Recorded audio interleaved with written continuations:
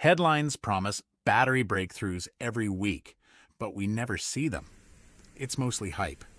But there's a massive manufacturing shift happening right now that's quietly doubling EV range. I've been digging into the real industrial data, and the story is completely different from what you're hearing. In February of 2026, the Chinese automaker FAW put a prototype vehicle on the test track that quietly disrupted the global energy economy. This chart compares battery energy density. On the left is the industry-standard lithium-iron phosphate battery, maxing out around 250 watt-hours per kilogram. On the right is the FAW prototype, which reaches 500 watt-hours per kilogram by packing a massive 142 kilowatt-hour capacity into a standard battery footprint. They hit this density while actually driving costs down. The engineering team swapped out expensive, volatile nickel for manganese, a material that is both cheaper and more globally abundant. For the driver, those chemistry adjustments translate directly to distance. This prototype battery can push a vehicle over 1,000 kilometers, roughly 620 miles, on a single charge. When an electric vehicle doubles the range of current models while lowering the manufacturing cost, it forces every other automaker to chase a new, much higher baseline for their entry-level cars. For decades, the entire electric vehicle industry has relied on liquid electrolytes. It is a mature, cheap technology that allows lithium ions to flow freely to charge and discharge a car. But those liquid systems have reached the physical limits of how much energy they can hold. Worse, the liquid itself is highly reactive, meaning a puncture can cause the battery to burst into flames. The universally accepted solution is the all-solid-state battery. By replacing the liquid with a solid material, engineers theorize they could maximize energy density while eliminating the liquid combustion risk. If a pure solid-state battery is the ideal endpoint, it begs the question, why did a manufacturing giant like FAW just set that goal aside to build a semi-solid compromise instead? To understand this pivot, we have to look inside the battery cell. A pure solid-state system removes the fluid entirely, forcing the ions to move through a rigid, solid barrier. Chemists have a few options for this solid barrier. One is a sulfide electrolyte. It conducts ions efficiently, but if it touches even a microscopic trace of moisture, it immediately sparks and degrades. The alternative is an oxide ceramic electrolyte. This solves the moisture problem, offering total chemical stability. But ceramics introduce a structural problem called solid-solid interface contact. When a battery charges and discharges, the internal components physically swell and shrink. The rigid ceramic layers cannot stretch, so they break, forming jagged gaps that stop the ions from moving. In the real world, those microscopic cracks mean the battery dies after a few hundred charges. It also creates internal resistance, which slows down charging speeds, especially in cold weather. The chemistry that works in the lab falls apart under the stress of daily driving. True solid-state architecture simply cannot yet deliver reliable, long-term performance for a commercial vehicle. That chemical failure is also a manufacturing hurdle. To build an all-solid-state battery, automakers must design new anodes, replace existing production lines, and build entirely new supply chains. Because of that massive infrastructural change, the true mass production of pure solid-state vehicles is still at least 5 to 10 years away. That timeline is why the industry is turning to a pragmatic bridge technology, the semi-solid-state battery. It uses a composite hybrid electrolyte. The mechanical fix is surprisingly simple. Engineers inject a microscopic amount of liquid back into the cell. This fluid wets the solid surfaces, acting as a flexible bridge across the internal materials. That tiny addition of liquid allows the system to expand and contract without the ceramic cracking. It restores the battery's ability to fast charge while keeping the overall liquid volume low enough to retain a massive safety advantage over liquid cells. But the ultimate economic advantage of the semi-solid hack is that it can be manufactured immediately. Because these batteries still contain some liquid, they can be produced on the existing multi-billion-dollar lines used for today's standard batteries. The global energy economy is now following a clear path: solid state first, all solid state later. The immediate future of electric vehicles does not rely on a laboratory breakthrough in 2030. It relies on the rapid scaling of semi-solid technology that is happening right now. This creates a deadline for global automakers.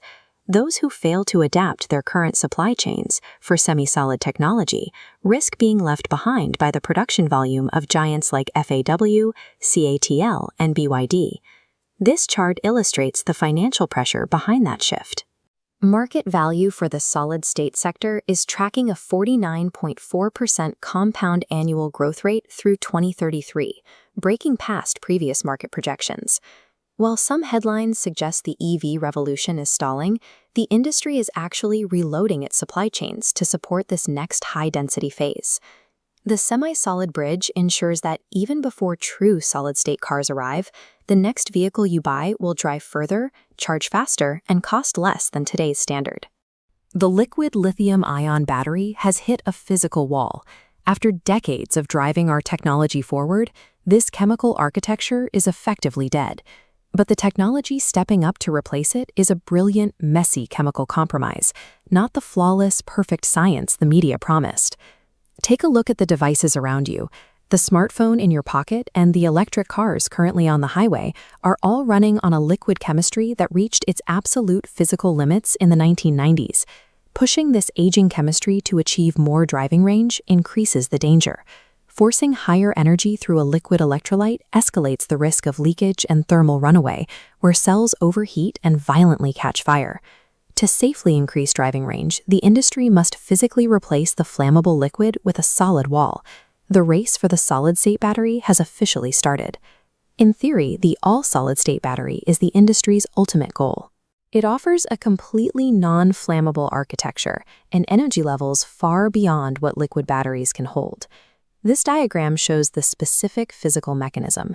Traditional liquid batteries are vulnerable to lithium dendrites, sharp metallic needles that form over time and pierce through the liquid to cause short circuits. A dense, solid barrier physically blocks those needles. This solid structural stability allows for a massive leap in active material. As the view pulls back to the data, we see the resulting theoretical energy density soaring past 500 watt-hours per kilogram. But chemistry in a lab rarely survives the real world. When you charge and discharge a battery, the internal materials physically swell and shrink. Two solid surfaces don't flex well together, so that constant expansion and contraction causes the layers to peel apart. This physical separation, known as interface delamination, severs the electrical connection inside the cell. It restricts the battery's lifespan to just a few hundred cycles in testing. A battery with record-breaking energy means nothing to consumers if it tears itself apart from the inside out after a few months of use. Even if engineers solve the cracking issue, the industrial reality is daunting. Manufacturing true all-solid-state batteries would require the industry to bulldoze its current assembly lines and rebuild entirely new material supply chains from the dirt up. It's easy to showcase high-tech claims and prototype batteries at a convention hall, but at the scale required for global automotive production, true solid-state mass production is easily 5 to 10 years away. The hype has become so detached from reality that battery executives are actively pushing back. The CEO of Svolt Energy recently called a competitor's claims of scalable true solid-state a scam, noting that the parameters described are physically contradictory. Automakers cannot afford to wait a decade. Instead, they are pivoting to a pragmatic bridge technology, the semi-solid-state battery. By keeping a small percentage of liquid electrolyte in the mixture, engineers create a flexible chemical cushion between the solid layers. This solves the interface delamination problem while maintaining high safety. The manufacturer who can scale this semi-solid hybrid on existing billion-dollar assembly lines today holds the real advantage over the smartest laboratory scientists. We are already seeing this pragmatic approach move from theory to the factory floor. China's FAW Group, the primary manufacturing partner for Volkswagen in China, recently began testing a semi-solid prototype that shatters the industry stalemate.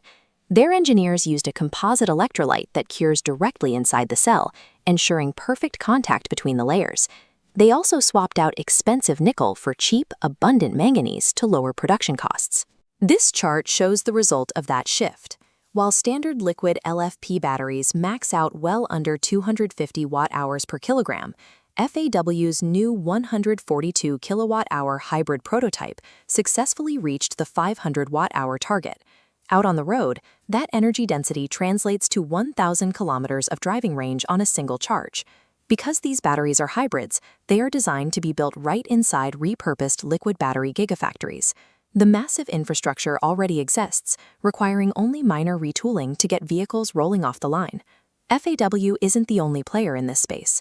Other major automakers like NIO are already utilizing similar semi-solid technology in vehicles on the road today. The industry has settled on a clear evolutionary path, semi-solid state first and all-solid state later.